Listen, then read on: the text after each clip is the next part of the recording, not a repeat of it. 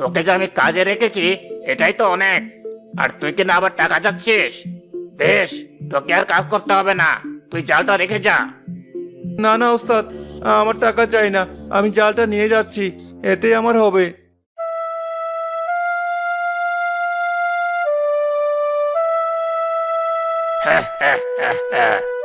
ভাগ্য করে এমন একটা বোকা জেলে পেয়েছে।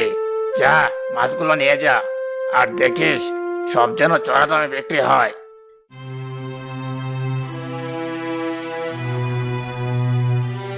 এ কি, তোমাকে এমন দেখাচ্ছে কেন? কি হয়েছে তোমার?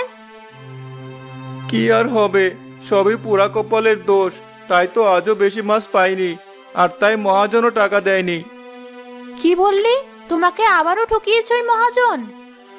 এসব কি বলছো? ভুলে যেও না, তার টাকাতে আমাদের সংসার চলে। শত হলেও সে আমাদের অন্নদাতা।